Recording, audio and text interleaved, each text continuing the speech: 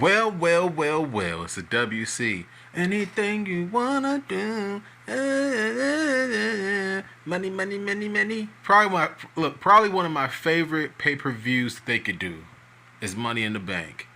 All right, I'm gonna speed through a few things on the show.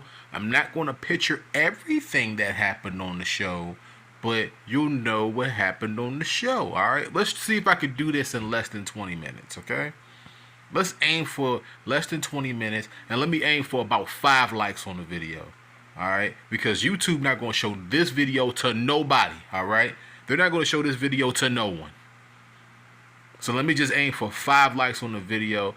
Naomi wins the Money in the Bank. Did y'all see that coming? Okay,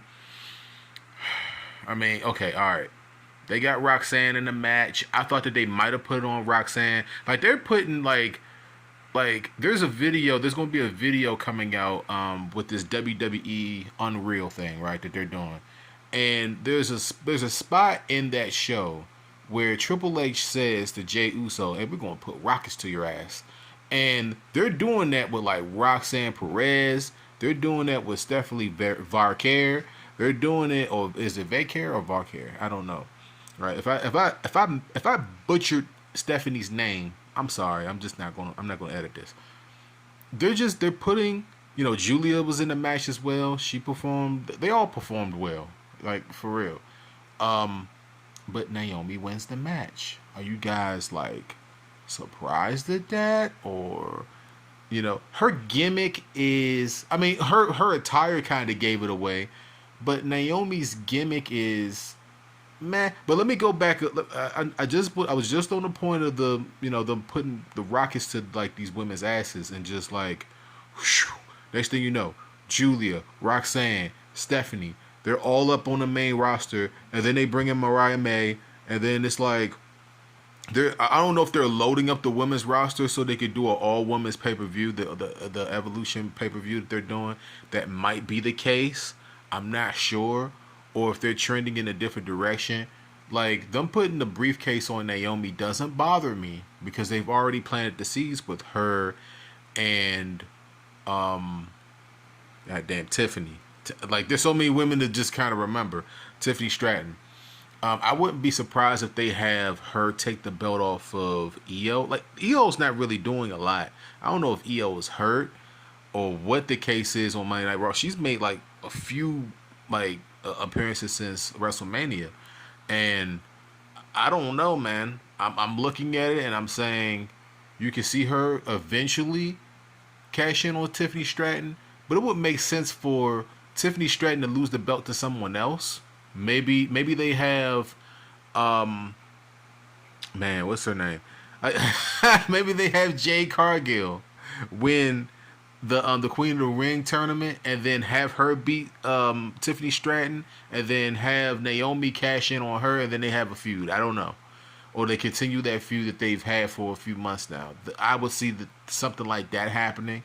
I don't know if Bianca Belair is going to be cleared to be in the Queen of the Ring tournament. I don't know if that's going to happen. But they're clearly building towards another showdown between Jade and Naomi, and like they're not giving up on it. They're not giving up on it. They're just not going to give up on it. It's even been on social media. So Naomi, she's got a body like a dancer. She's got athleticism, everything. She's damn near got everything. And she's like the first black Money in the Bank winner since Big E a few years ago. So she's going to win the title. It's just that I don't know how they're going to do it. All right. Not pictured in this. Let me make sure I say this. Not pictured. Dominic Mysterio took on.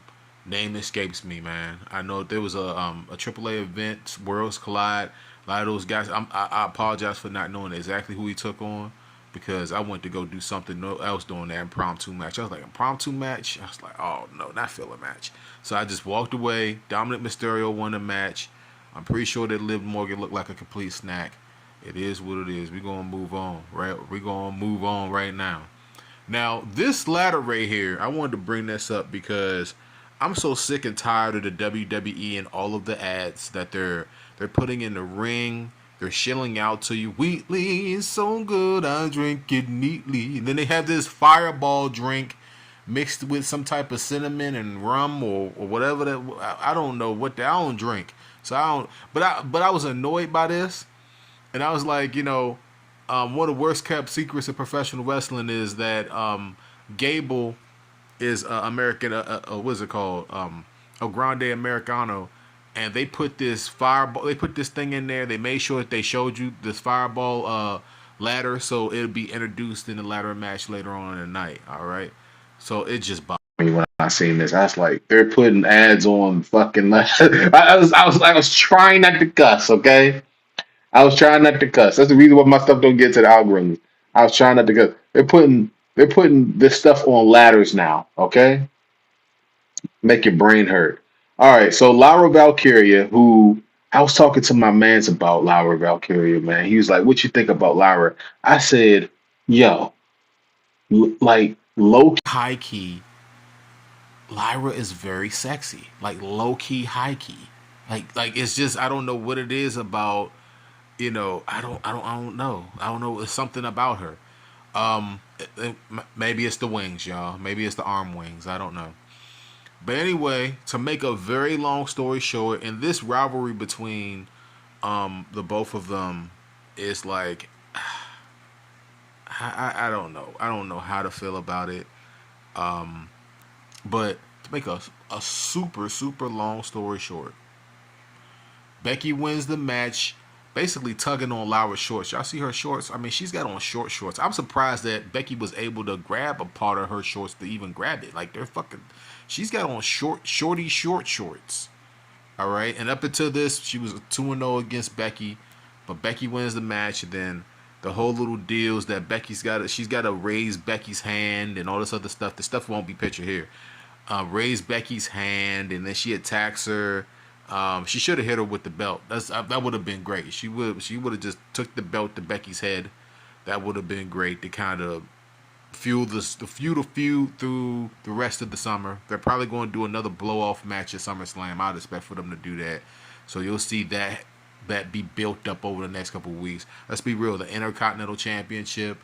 It kind of needed a Becky Lynch. I mean, Lyra is, like I said, to me, Lyra is very attractive. Okay, it might just be a me thing, but it needs that star power, and Becky's a star, and they're going to put the belt on her, and hopefully she can uplift the title because even though technically Lyra is a very good wrestler, she's actually a better wrestler than Becky. All right, even though she's a good wrestler, she doesn't have the personality to carry that belt right now.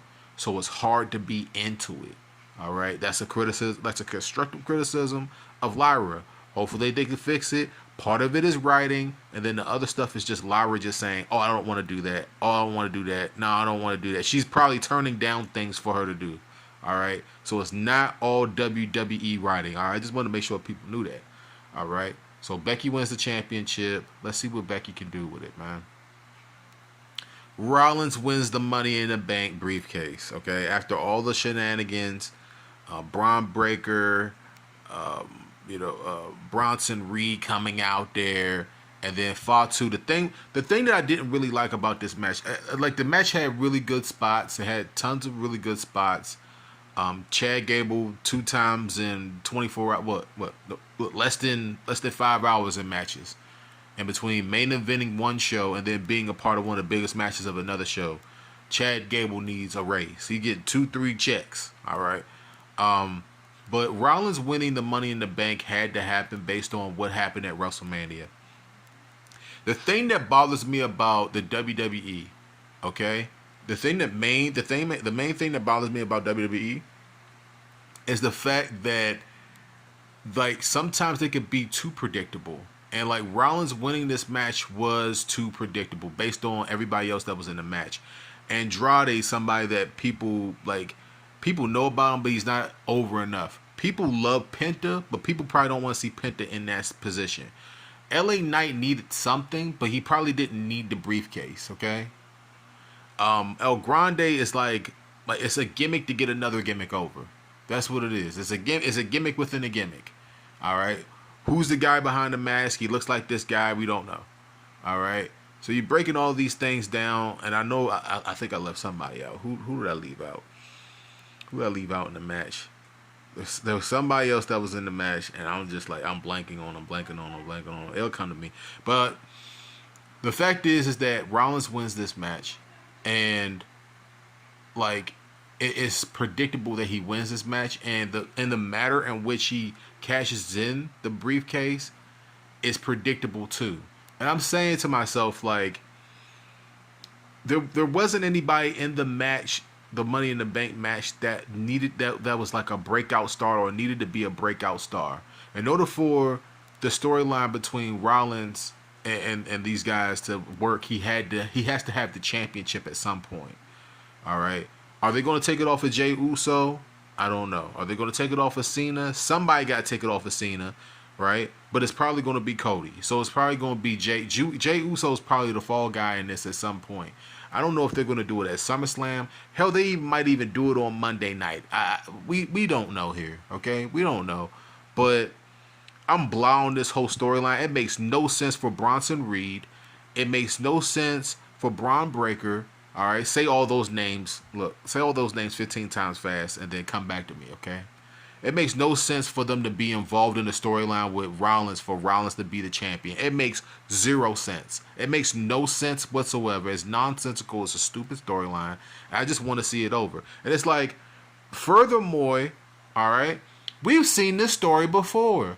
When it happened with Rollins before, Rollins was on the verge of being a breakout star. So I didn't mind it then. All right, you see it. You guys see this. This is 2015, right? Rollins, right? And now this is 2025 Rollins again. So if Rollins wasn't the breakout star then why is he being put into the same position now? Like, this is the type of stuff that makes my brain hurt. All right, it makes my brain hurt. All right, and you have your stars, and then you have the guys that you're trying to build into stars. Where are the guys that they're trying to build into stars? Where are they? Like, Rollins for sure is a star, but like they have to build someone else. We've been saying this for a while. I thought that they missed the opportunity with Reigns to a specific degree, because we knew that Cody Rhodes had to be the guy that beat him. I asked that question at the WrestleMania 39. I was like, who if it's not Cody? So they built Cody up again, and then he won it. And then I'm sitting over here like, the WWE has to do people like me a favor, right? They have to give us optimism for the future.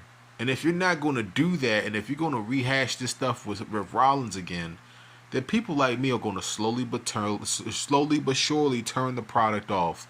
Because I'm not, but the thing about it is, the bad thing about it is that there was nobody else in the match, right, that I felt as though like definitively needed it for their careers to win the briefcase. Okay, I just didn't feel that. It wasn't something that I felt. You know, I didn't feel it, and maybe that's my fault. Maybe that's my fault for not seeing it or feeling it. But we're moving on from Rollins. I mean, it is what it is. Rollins won, and oh, who's that feller? Who's that fellow? It looks like it's R-Truth. We want truth. We want truth. Look, y'all got Truth. There he is. Now, did he sign a brand new contract?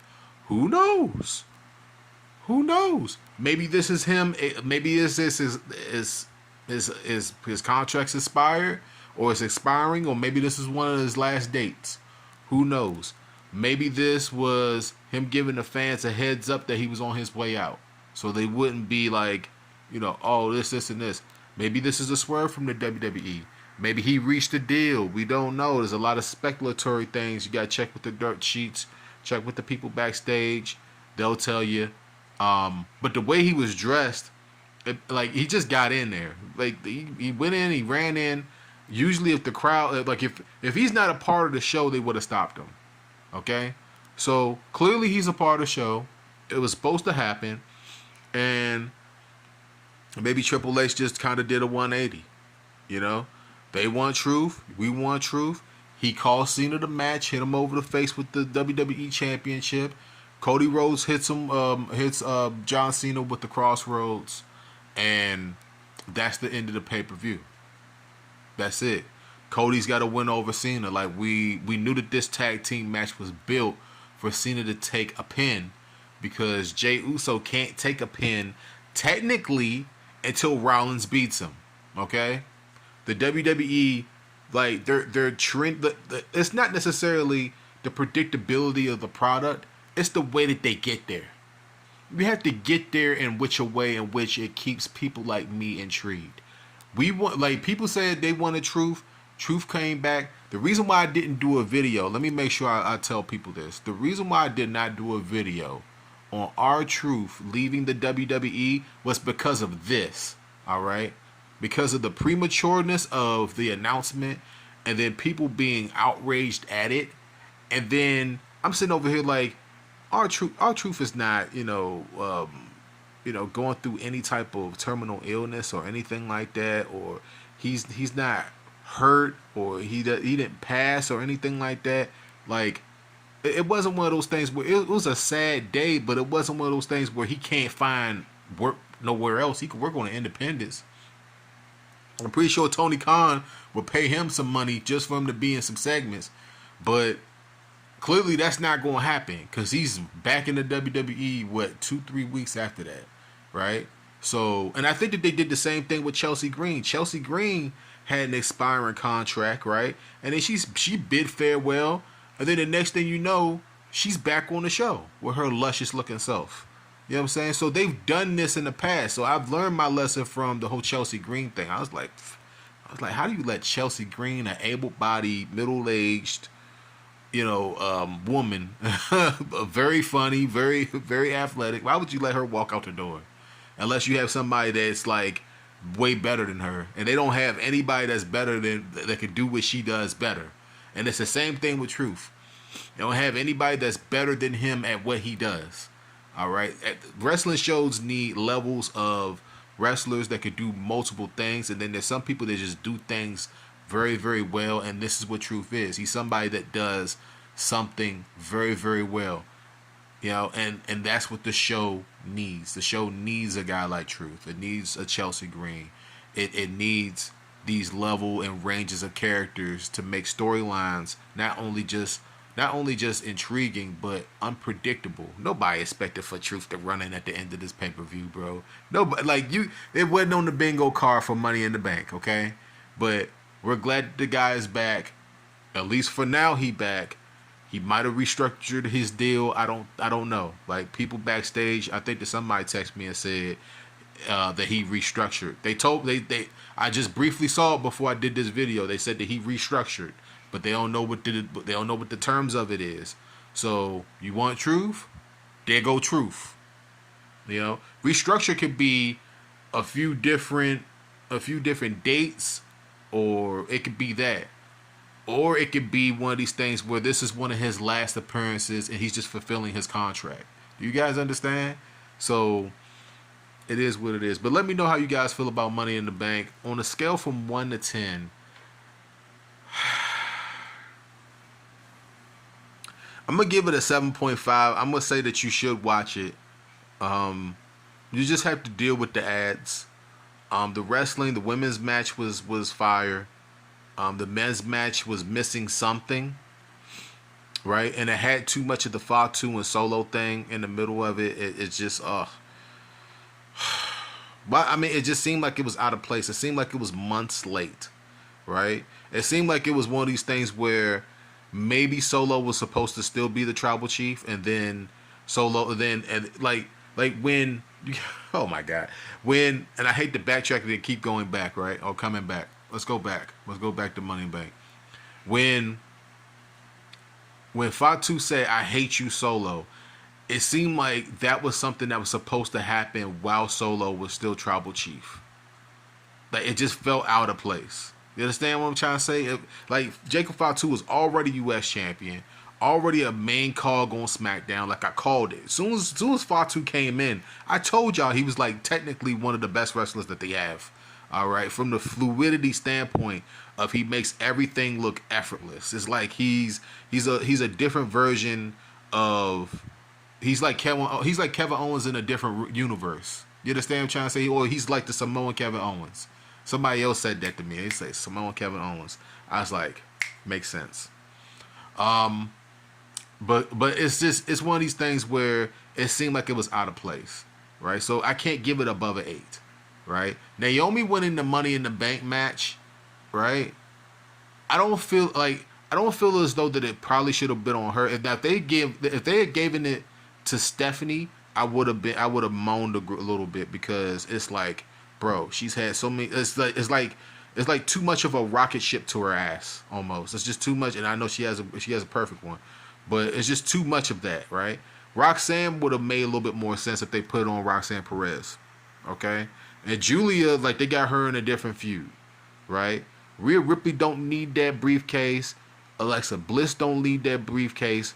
But Naomi, to further a feud, like to put doubt in people's brains about Tiffany Stratton, Jade Cargill in the background, Like, I fully expect for Jade Cargill to win the Queen of the Ring. I fully expect for her to win that.